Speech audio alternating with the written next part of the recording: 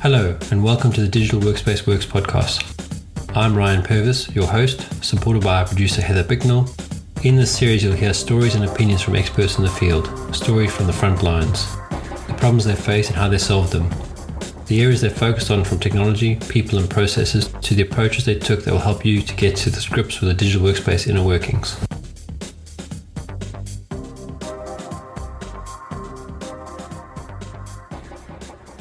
Good. How have you been? Good, man. How was your drive to the other side of America and back? You know, it really wasn't awful. It did rain pretty much the whole way back, that was probably the worst part. But otherwise, nice to drive through some of the country.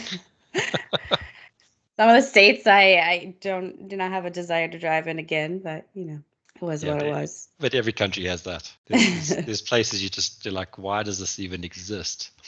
Then I suppose it also makes you appreciate what you're seeing elsewhere. Yep. Oh, good. And your brother's wedding went well?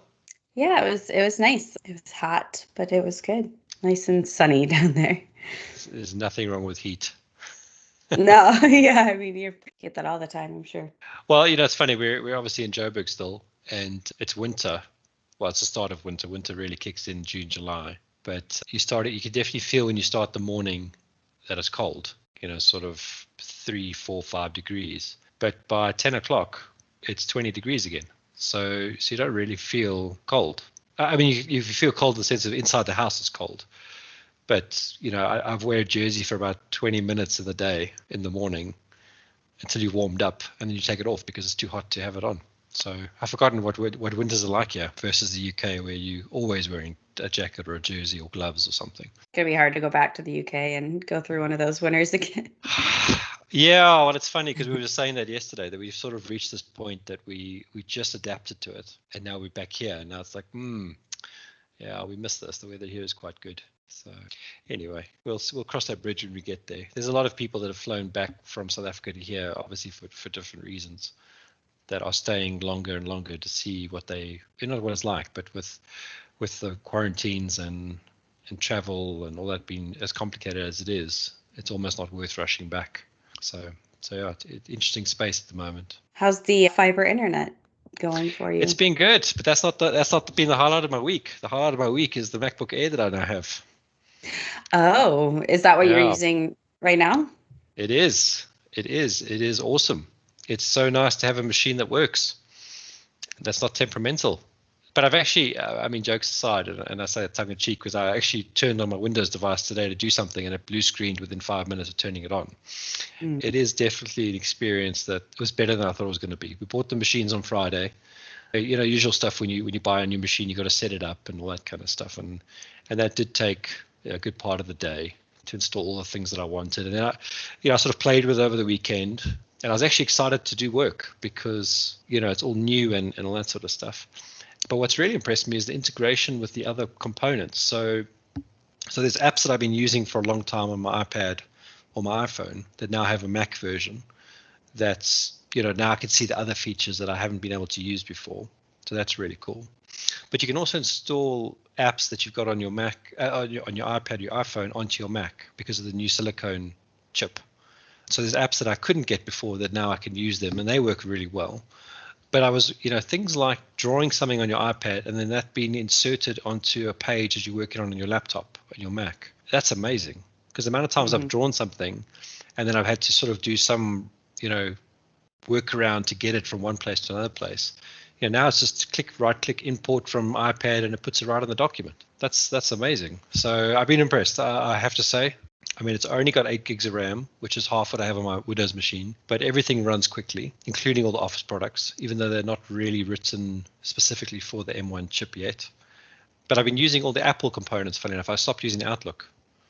I've been using Apple Mail, and I've been using Apple Calendar. And I quite like that as an experience, because my mail actually sits closed most of the time, because really the only reason I go into mail is to do calendar entries.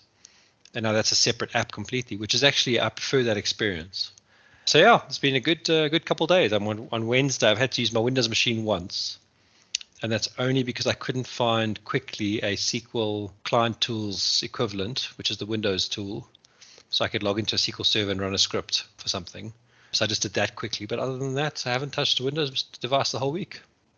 And I feel a lot less stressed. Well, that's always a good thing. So Do you think you'll? Sorry. No, go ahead, go. I just want to. Do you think you'll still go ahead and set up a WVD machine for yourself so you can access things that way? Yes. So when the hosted PC comes through, which I think is going to be coming out soonish, probably in the summer, or the Northern Hemisphere summer, that is probably what I'm going to do. But I was joking with one of my Mac friends. He's sort of my go-to advisor on this stuff. That I've broken up with Windows finally. So I think I'll only use that WVD if I really, really, really have to, or if I want to test it out to see what it's like. But this sort of ecosystem now, which is what it's always been designed for, I think. iPhone, iPad, and Mac, whether it's desktop or laptop, just works so well together that I can't see me ever going back at this stage. They'd have to really screw it up. So yeah, the Apple lock-in. It's super nice. When you get don't forget the watch. Don't forget the watch. Yeah. Which I'll tell you a funny story. About 3 years ago, 4 years ago, I actually had given up on Apple. That's when they did iOS 11, which was so buggy that nothing worked and it was very frustrating and whatever. And the only thing that kept me in the Apple ecosystem at that point was the watch, because I used the watch everywhere.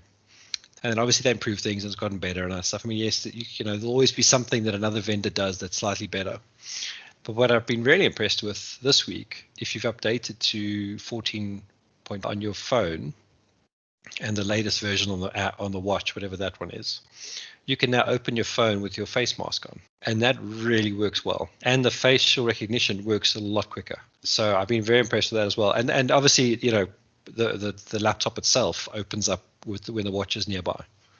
So they've definitely got the fingerprint reader right. So it's as good as what the phone is. And then the watch opening up as well. So yeah, they've got it all right. But they own the components, which I think makes a big difference. Whereas Windows is always going to be dealing with the variables, which is unfortunate.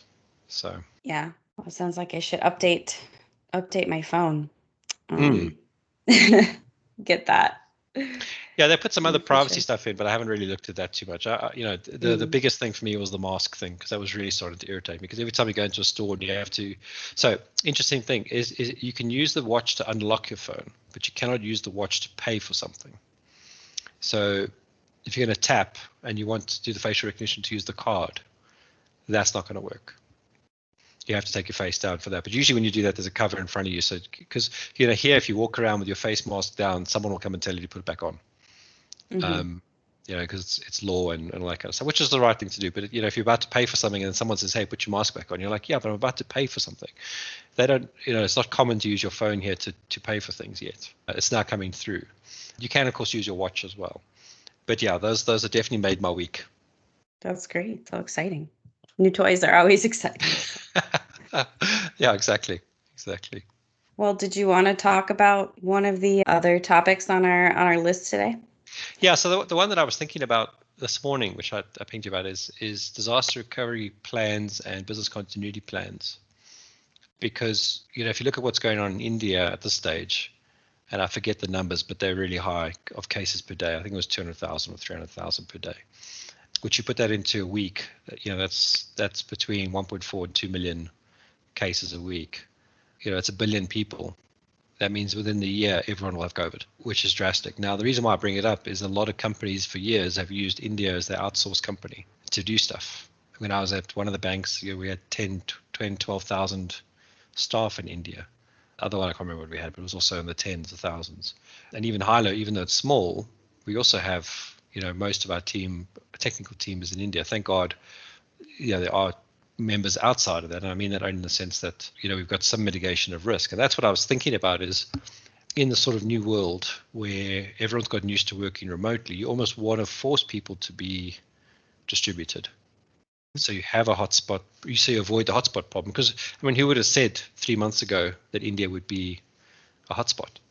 They had a vaccine program that was rolling out. It looked really good. Same as America, same as the UK. And then all of a sudden, it's just been, it's gone the other way. I don't know what the nice way to say it is.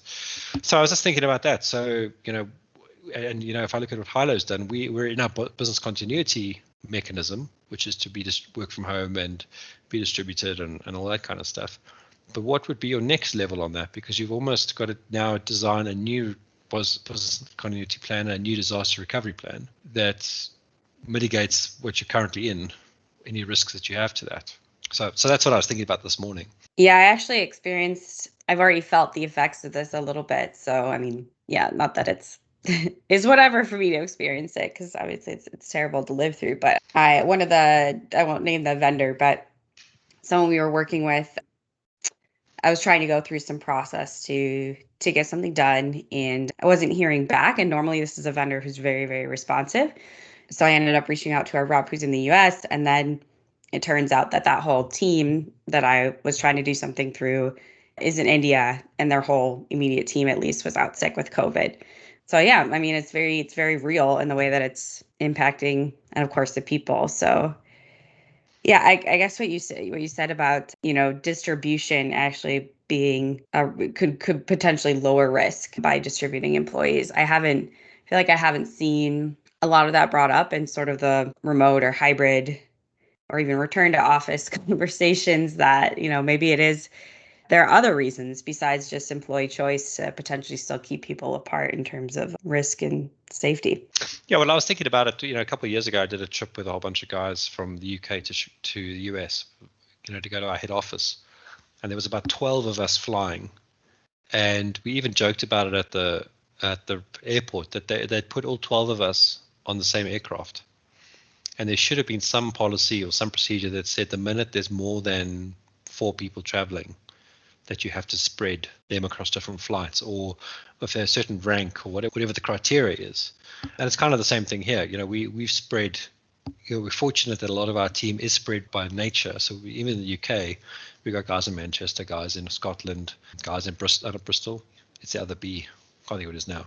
And then, myself in London. So, there's already a level of, if there's a problem, in theory, we're spread apart. And I just think it's something that has to factor in. And never mind the other angle to this, which is, when that person is not available, we do this thing in some of the security things where you put people away for 2 weeks on leave, on what they call block weeks, where they're not allowed to touch the internal systems for 2 weeks. They actually get locked out of the system for 2 weeks. And it's a good way to see what they're doing and what they're not doing, because now they're not there. And you can uncover either process problems, or you can uncover. We uncovered a thing where a guy was selling laptops. The company was getting he was buying the laptops through the company, and then he was selling them on eBay because someone else was monitoring his email while he was away for 2 weeks. And that's how they found out that he'd been ordering. We're talking about, hundreds of machines that he'd bought and sold on eBay. So net profit of 100%, because he never, and of course in a big organization, those machines for a while, no one notices they're missing until they do an audit and they go, hey, where is these, all these machines gone? But going back to the block week stuff, if you lock someone out for 2 weeks, you'll see what's missing. We've had cases, in many scenarios where we've got, like in Hilo, we require customers to upload their data. Now that's usually through API or it's manual, but the manual becomes a problem. If that's the only person in the team that does that work, and they don't have a backup plan, then that problem leads onto you as the service provider to say, well, we really need you guys to automate this stuff, use APIs and all that kind of stuff. And I think that's got to be part of the business continuity planning now, is to have not just a standard operating procedure that's written up, but also mitigate manual work with automation. So RPA or something like that. Yeah, I mean that sounds like a very smart thing to get into. And I guess these are all just parts of things that we'll need to double down on and get into, I suppose. I mean, I'm sure a lot of organizations have already made these plans. I guess I'm curious how many of the continuity plans are still taking shape. I don't think people do it. I mean, if you think about your daily job, I mean, you've got so much work to do. And there's a level of, I think, because we're all at home, there's almost an overwork scenario now, because you can start earlier. You don't have to commute necessarily unless you are commuting into the office. Your boss or your stakeholders that call on you are online earlier and longer, so they're asking you for more stuff. So in that time, where do you write down what you do every day, so that if you're not available, I mean, I've had it now. I've had a staff member. She had a very bad case of COVID. She's gone into hospital. Fortunately, we're probably 80% aware of what she's been doing and all the rest of it. But there's always something that we've forgotten or we weren't aware of. So we missed out on a contract with someone because she was managing the relationship and none of us were involved in that relationship. So it's those things that you rely on, but if you're not aware of it, you can't really rely on it. So and I think that's the problem, is that we always think we're going to be available and involved. So we're not writing while we're doing this that, okay, this is how I do X, Y, and Z. If I want to load I don't know, let's use a simple example. If I want to load an expense claim, this is how you do it. And when I classify something like this is what I mean by that. Just that little, so if I'm not available and someone else needs to load the expense claim, they know how to load it and why we select certain categories and make these decisions. Because often that's the stuff that gets lost in the IP, especially if you decide to leave as well. The sort of handover document that you're supposed to write and do. I don't know if people even do that anymore. Yeah, I think documenting things in the moment, especially the more critical what you're doing is to the organization, the harder it will be to reskill, or just the more, I guess, unique and just developed over years that your position is, the more that it's important to have like some of those things documented. But I think you're right with the whole overwork thing, that there isn't necessarily, people don't, that's kind of a luxury to, I need to do the thing. So then taking the time to document how to do the thing just feels like just time that people don't have. Yeah, I mean, I remember asking a guy to not even document, just video, just record everything you do on this one system. And he obviously forgot that he was recording it, because he told me it took him 6 hours to do this thing. But I actually watched the video for 6 hours, and he did like 15 minutes on the system. They did all these other things that were, the work he had to get done. But I don't think he realized that he was recording his workflow, and you could see how chaotic his workflow was. That it wasn't surprising it took him 6 hours, because from end to end it took him 6 hours, but actually it was 15 minutes. But video to me is probably the best way to, if it's specifically when it's procedural on a system, just record the video with a voiceover. So here I'm clicking here, I'm doing this, whatever it is. Because, writing a document, people aren't going to read the document. They typically don't. There will be some guys that'll do it, but most cases, everyone's on the YouTube culture. So, give me a 15-minute, 5-minute, 1-minute video clip that I can zoom through and move forwards and backwards on and all that, at least to convey some level of knowledge. Yeah, no, that's a great point, because you can still kind of do things while recording it.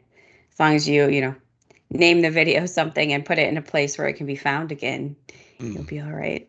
I tend to do it when there's something that is like fairly straightforward and I'm tired of people, I need to get people to stop asking me to do it for them. That's when I will create a video and distribute it. Like, here, you can try it yourself. Yeah, and I think that's, I mean, I don't know where, I think Microsoft's Viva is still a little bit away from being released, but I think that's where they were going with Stream as an example. Like, go create your videos, publish them there. If someone asks you a question, just point them at the video. I mean, I like the habit of, when we do a run through of a new component, we record that run through. So if anyone who couldn't make it, you could just say, hey, look, go watch the video. Now, again, there's a choice there whether the person will do it or not. But it's also helpful when you've made a lot of changes to a component to go look back, at what it was before to what it is now, to see progress. Because sometimes you forget how much you've actually progressed or evolved something. So yeah, I think video is a great medium. I think writing is also important. I don't want to discount that. I think writing out your thoughts for pick your horse for the race. Yeah. How are you doing for time? I could keep going. I do have a lot of alerts from just being gone for a few days that are stressing me out a little bit. I'll just full screen. I can hide those. Well, we'll go through those articles very quickly then, because I do want to close them off considering they've been there for a bit. So let me just look at them again just to remind myself. So maybe we just do the Ironman exosuit and the pay minute work booths. Sure. So the pay minute work booths, I think, is a great idea. These were in Singapore, I think, according to the article. But walking through the mall here the other day, and time difference for me is like 1 hour now, so it's not too bad. But I've got staff in India that are online, obviously, before my normal working day, and obviously I do try to do my shopping in the morning. And I do sometimes get calls while I'm out there, and it's so hard to do a call while you're walking through a shopping center where you've got people walking past you, you've got the music in the background, etc. And I'd happily pay whatever they're charging. I can't remember. I think it was $15 an hour or something, Singapore. So call it. So it's probably about 10 pounds or $12 US. I can't remember what the exchange rates are. To go sit and do a quick call, as I say, whip out an iPad, do some work while you're there, and then carry on with your day. So I think these things will definitely pick up in popularity, and I expect to see them in airports, train stations, and the like, as a solution to mobile working. Yeah, they reminded me of photo booths. Mm. I'm assuming those are fairly universal. Yeah, just popping in, getting your tiny little cube for a while, and then moving on when you don't need it anymore. It's an interesting concept. I wonder how, the more like soundproof they can be, I suppose the better, depending on how busy where Well, it is. Well, it was one of the things at WeWork that I quite liked when Mm. we were based out of there, is that you had these booths in the corners. So the only thing is that in WeWork they were meant to be like a room to pop in to have a quick call and then pop out of. But some people set themselves up there for the whole day. But the nice thing was you literally had, and ventilation is a big thing here, and they not always were very well ventilated, but you had a good light, a comfortable chair. You couldn't. It wasn't a standing option, so you had to sit. But you could, basically work with one machine for an hour in silence if you wanted, or do a call. So they were quite popular, and I think that makes sense for, as I say, for being a digital nomad. Yeah, for that, for sure. A nice evolution. I'm sure we'll see more of this kind of stuff. I know, way back months and months ago at the very beginning of the pandemic is really when we were talking a lot about real estate on the podcast and just what was going to happen with office downsizing and our spaces like WeWork, really going to succeed in the long run because of this, because of closing down offices and people still wanting a place to go. So I don't know if that's where things are at right now currently, but things like this booth solution seem similar. Yeah, it's a certainty, I would think. I mean, my current boss, he's built himself a little cubicle in his house to work in. And in fact, I saw a video from an Indian supplier where they'll come and build it for you, and it's a fold away booth. So you have your computer on a computer table. Let's say like a little desk, whatever. And then if you need the privacy, you basically come and you pull the whole thing out, and it expands out. Let's say 1.5 meters, 2 meters. And then when it reaches that point, you can flip the doors closed, and then you got a little working space. And then when you're done, you can fold it back in again. And I think that's brilliant. I think that's exactly what houses without a study would want. Yeah, but then we won't see any of the dogs or the children running through anymore. It's like a family shield. Exactly. And I mean, I'm lucky. I've got a study to myself, and you've got a study to yourself. So don't worry about these things. But there's a lot of people that don't have those things. Yeah. So they need that. Then the other article was the exoskeleton suit. Mm-hmm. So this I'd seen actually, funny enough, on the TV, and then I'd seen it in this article. And this was going down the route of, I think they were looking at construction workers when I looked at it on TV, and the work they were doing about lifting things. But I think this is another thing that's inevitable in fatigue, or management of fatigue and injuries. So the examples they were using were people that were lifting heavy boxes or heavy equipment, whatever, and using the exoskeleton to help them with that. And then with the mines as well, it was about mobility and strength. But they've come quite a long way, and I was quite impressed with the size of the units. They were not these massive, like, I don't know if you watched the first Iron Man, where he builds this big suit and it's in the mine, and it's like this big cast iron thing that you can hardly walk in. It was a lot closer to the proper Iron Man suit, where it's really just a slight, probably 2 centimeter diameter component on the side of the leg that helps with the lifting and that. So quite impressive stuff. And I can't remember when they said they were trying it, but I think they were going to roll out with it. It was already in prototype stage with a couple projects. Yeah, I feel like I've seen this kind of thing for a little bit now. Obviously, it has a ton of uses. I mean, from manufacturing, warehouses, really a lot of ways to reduce the long-term strain, I think, of those jobs. So very interesting, very expensive technology still, I would imagine. Yeah, I said it. I mean, it's called Suit X, and I mean, this. What do you say here? They are. I know this was the market size. So the market size is expected to rise from $392 million to $6.8 billion by 2030. So that's only 9 years away, and you're looking at, sure, 20 times. I think that's about 20 times growth. So that's huge. This suit was built by General Motors.